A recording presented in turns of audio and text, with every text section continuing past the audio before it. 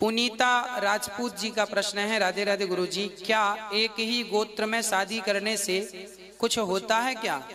हमारी जो प्राचीन परंपराएं हैं बड़े बुजुर्गों ने बनाई हैं, मैंने तो बनाई नहीं।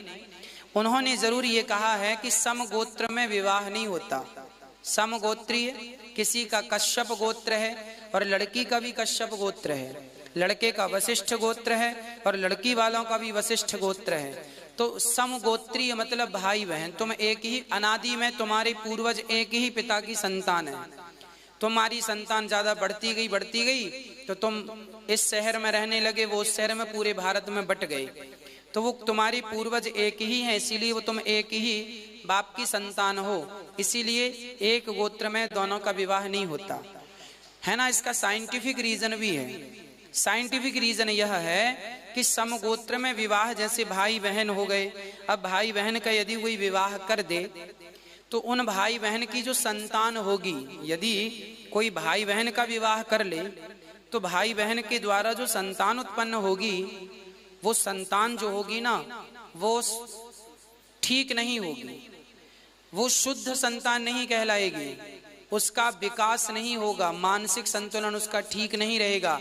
आपकी जो आने वाली पीढ़ी है वो ना बिगड़ जाए, इसीलिए बड़े बुजुर्ग शादी विवाह बहुत खोजबीन करके करते थे। बहुत व्यवस्थित शादी विवाह होता था। अच्छी जगह होना चाहिए, अच्छी बिरादरी में होना चाहिए, अच्छे लोगों के घर होना चाहिए। शादी केवल लड़के देख लिए, लड़का सुंदर है कर लिए, लड़की, अरे केवल सुंदरता नहीं देखते साहब, ना लड़की की सुंदरता ही आगे काम आने वाली है, ना लड़के की ही सुंदरता काम आने वाली है।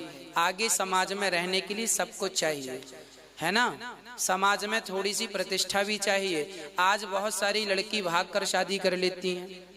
कर तो लिया, बहुत मजा आया, भाग के शादी कर लिया, मनमाना कर लिया, अच्छा लगा, लेकिन कल को जब समाज स्वीकार नहीं करता तब उन्हें खून के आंसू रोने पड़ते हैं।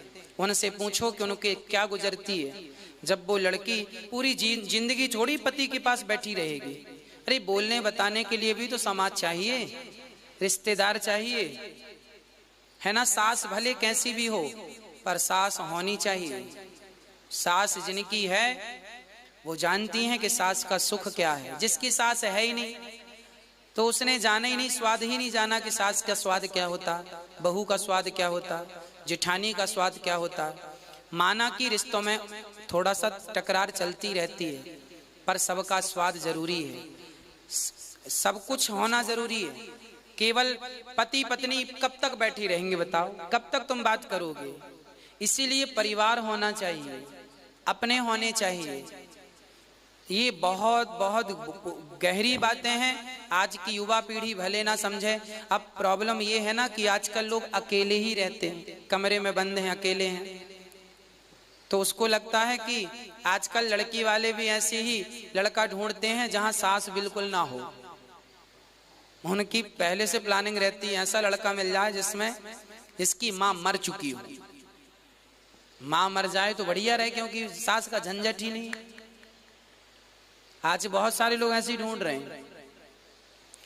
तो इससे क्या होगा, आने वाले समय में इससे बहुत नुकसान होने वाला है।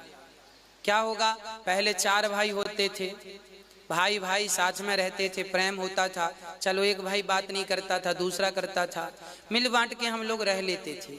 अब भाई नहीं है, अब भाई ना होने से ताऊ जी खत्म हो जाएंगे, चाचा जी खत्म हो जाएगी। चाचा की परंपरा, चाचा क्या होते थे आजकल बच्चे नहीं जानते, ताऊ जी क्या होते थे बच्चे नहीं जानते, मौसी क्या होती, अब एक ही लड़की है तो मौसी का सवाल ही खड़ा नहीं होगा। मौसी क्या होती है नहीं जानते। पहले 7-7 बहनें होती थी तो 6-6 मौसियां होती थी। पहले ताऊ जी 4 और 4 चाचा जी। पहले तो सिस्टम ऐसा था, पहले तो ऐसा होता था कि सास को भी बच्चा हो रहा है और बहू की भी डिलीवरी हो रही है, एक साथ दोनों की बच्चे हो रहे हैं, चाचा भी भतीजा भी एक साथ ही पैदा हो रहे हैं। ऐसी होता था पहले। चाचा देखने में आता था, भतीजा छोटा है, चाचा जी छोटे हैं, भतीजा बड़ा है ना, ऐसे ही चलता था। ठीक है, अब तो वैसा नहीं हो सकता, परंतु जितना हम संतुलित रह सकें शादी विवाह के मामले में उतना हमें रहना चाहिए। इससे आने वाले समय में बहुत नुकसान हो सकता है। जैसे कि कोरोना वायरस है, चाइना ने कुछ बनाना सोचा था, बना रहा था, कुछ बन गया कोरोना। देखो उससे क्या हुआ, सारा देश परेशान हो गया। आपने आविष्कार कुछ और करना चाहा, पर वो हो कुछ और गया, बन कुछ और गया। उसी तरह जब आप ऐसी गलतियां करते हैं कि बड़े बुजुर्गों की, वेदों की, शास्त्रों की बातों को नकार के अपने मन की करते हैं, तो फिर आने वाली संतान भी कोरोना जैसी ही होती है, जो सबको परेशान करती। कोरोना ने सबको परेशान किया, चाहे अमीर हो चाहे गरीब हो, चाहे ऊंचा हो चाहे नीचा, कोरोना ने सबको ही परेशान किया। उसी तरह लादेन ने सबको परेशान किया, ओसामा ने सबको परेशान किया। ये वो आतंकवादी हैं जो सबको ही परेशान करते हैं। तो आपकी संतान ऐसी ना हो जाए, इसीलिए आपके बाप दादों ने ये नियम कानून बनाया है कि समगोत्र में विवाह नहीं होना चाहिए। किसी भी प्रकार से बच्चे संस्कारी बने इसलिए।